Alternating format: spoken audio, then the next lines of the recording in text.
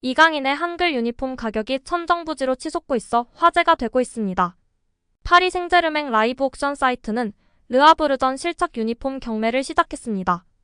경매 마감까지 4일 남은 가운데 5일 화요일 오늘까지 이강인과 킬리안 은바페가 5,000유로 약 710만 원로 가장 높은 가격대를 형성하고 있어 화제입니다. 그 뒤로 랑딸 콜로 무아니가 650유로 약 90만 원, 아츠라프 하키미가 577유로 약 80만 원, 비티냐가 543유로 약 77만 원, 마누엘 우가르테와 브래들리 바르콜라가 500유로 약 70만 원, 우스만 덴벨레가 400유로 약 55만 원 등을 형성하고 있는데요. PSG는 지난 2일 구단 홈페이지를 통해 이강인 합류 이후 PSG는 대한민국 팬들의 관심이 높아지는 걸 확인했다. 파르크 대 프랭스의 팬들 유입이 증가하는 걸 보였고 구단 소셜 네트워크 채널 구독자도 큰 수치로 올랐다. PSG의 한국 상승세는 지난해 7월 서울에 오픈한 공식 매장의 상업적 성공에서도 알 수 있었다.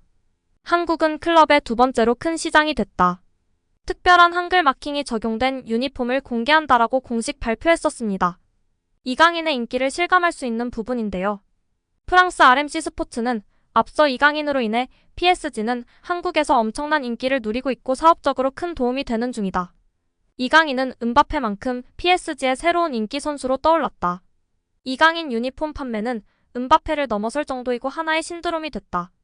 PSG 관계자인 마크 암스트롱은 모든 영입은 스포츠적으로 이뤄지는데 이강인이 온 이후 PSG는 엄청난 상업적 이익을 얻는 중이다고 했다라면서 놀라움을 금치 못했습니다. 한글 유니폼은 다른 유니폼보다 희소 가치가 높기에 가격이 훨씬 높았습니다. 경매 마감 하루 남은 뉴캐슬 유나이티드전 실착 유니폼의 경우 은바페가 2,702유로 약 383만 원, 이강인이 2,603유로 약 370만 원입니다. 흥미로운 점은 5,000유로를 입찰한 팬이 프랑스인이라는 것인데요. 이강인의 한글 마킹이 된 PSG 유니폼을 쟁취하기 위해 엄청난 경쟁이 이뤄지고 있는 상황입니다. 여전히 마감일까지 많은 시간이 남아 가격은 더 오를 것으로 보입니다. 현지에서 메시와 비교되고 창조적 미드필더로 다재다능하므로 환상의 탈압박 드리블러 등으로 팬들의 관심과 사랑을 받고 있는 이강인 선수가 유니폼 경매에서도 은바페 선수와 함께 독보적인 위치에 있다는 것을 알 수 있는 것 같습니다. 여기에 정말 대박인데요. 한글 유니폼 실착 유니폼의 경매가 3일 남아있는 현 시점에서 단독 1위로 이강인 선수의 유니폼이 올라섰다는 소식입니다.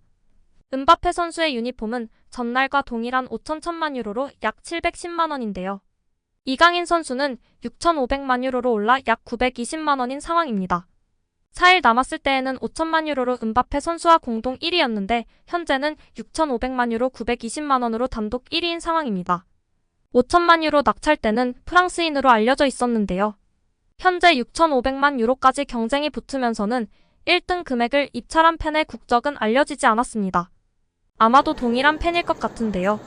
프랑스 내에서나 세계적으로 봐도 은바페 선수의 인기를 비길 수가 없는데 한글 유니폼이라는 상징성 때문일까요? 이강인 선수에 대한 애정 때문일까요? 어쨌든 간에 은바페 선수를 제치고 엄청난 금액으로 단독 1위를 이강인 선수 축하드리고 앞으로 3일이나 남았기 때문에 금액은 더 오를 수도 있을 것 같습니다. 최근 부상으로 이탈했던 워렌 자이르 에머리, 파비안 루이스가 1월에 돌아온다는 소식이 나오며 팬들의 관심을 받고 있습니다. 프랑스 블레 파리의 파리 생제르맹 담당 기자인 브루노 살로몬은 6일 자이르 에머리는 회복 일정을 앞두고 있다. PSG는 서두르고 싶지 않지만 자이르 에머리는 겨울 휴식기를 마치고 돌아올 때 준비가 될 것이다. 더불어 구단은 루이스가 한 달 안에 경기장에 돌아올 것이라고 확신한다라고 알렸습니다. 계속해서 나세르 알 켈라이피 회장, 루이스 캄포스 단장, 루이스 엔리케 감독은 자이르 에머리와 루이스의 긍정적인 소식을 고려할 때 1월에 미드필더 영입을 할 필요가 없다고 확신하는 듯하다. 하지만 만일의 사태를 대비해 경험 많은 미드필더의 영입 명단이 준비되어 있다라고 덧붙였는데요. PSG는 최근 미드필더 이탈자가 2명이나 생겼습니다. 자이르 에머리가 11월 프랑스 대표팀에 차출됐다가 발목 염좌 부상을 입었으며 루이스가 리그앙 14라운드에서 어깨 탈구 부상을 당하고 말았습니다. 매우 치명적인 이탈인데요.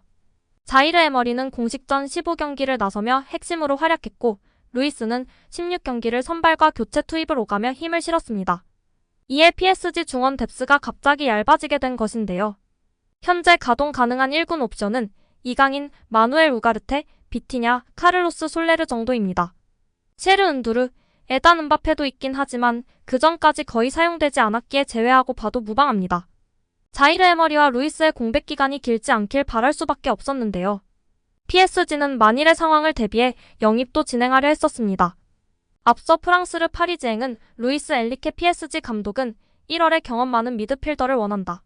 그가 원하는 유형은 자신의 플레이 스타일에 즉시 적응할 수 있고 챔피언스리그에서 뛴 경험이 있는 미드필더다라고 보도한 바 있습니다. 영입 얘기가 나온 건 부상자 발생과 이강인의 아시안컵 차출 때문이었습니다. 그러나 프랑스 블레 파리의 살로몬에 따르면 자이르 에머리와 루이스 모두 1월에는 복귀할 수 있을 전망인데요. 이에 영입이 필요하지 않게 됐습니다. 겨울 휴식기 전까지만 잘 버티면 되는 상황입니다. 일단 정말 다행스러운 소식인데요. 이로 인해 이강인 선수를 더욱 공격적으로 배치했으면 좋을 것 같습니다. 이강인의 리커버리, 수비 가담 능력도 탁월하지만 정말 최고는 드리블과 패스, 창의성이기 때문에 전진 배치되어 파이널 서드 지역에서 더 많은 경기를 관여하는 것이 필요합니다. 오른쪽, 왼쪽 윙포워드나 폴스9으로 뛰면 좋을 것 같습니다. 여기에 2004년부터 2010년까지 파리 생제르맹에서 뛰었던 제롬 로탕은 이강인을 선발로 내보내야 한다. 그와 주전 경쟁 중인 비티냐와 비교해보자. 이강인은 비티냐보다 훨씬 뛰어난 선수다. 기술이 좋아 상대 압박으로부터 벗어날 수 있다. 발기술도 훌륭하다. 상대가 강하면서 압박을 잘하는 팀이라면 이강인 같은 선수가 나서야 한다고 말했습니다.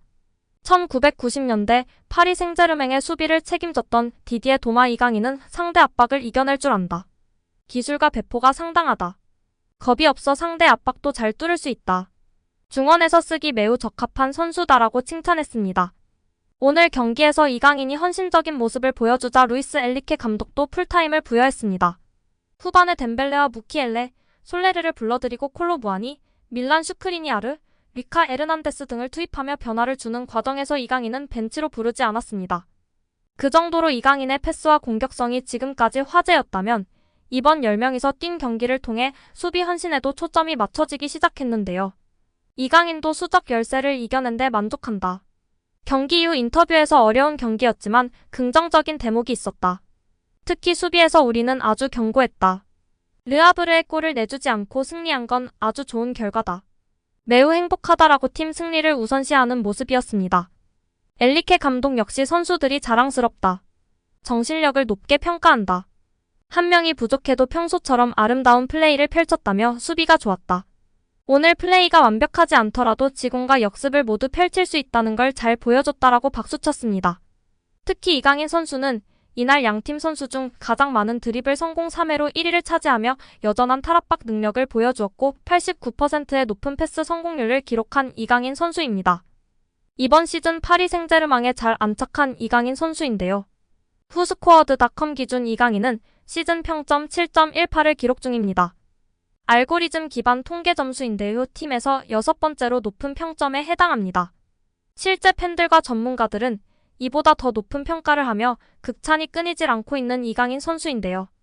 다음 경기는 리그 8위에 위치해 있는 낭트인데요. 낭트를 상대로 오는 11-8연승에 도전하는 PSG입니다. 파비안 루이스도 부상이라 다시금 중원 자원으로 출전할 것이 예상되는데요. 다시 한번 맹활약 펼치길 기대하고 응원하겠습니다.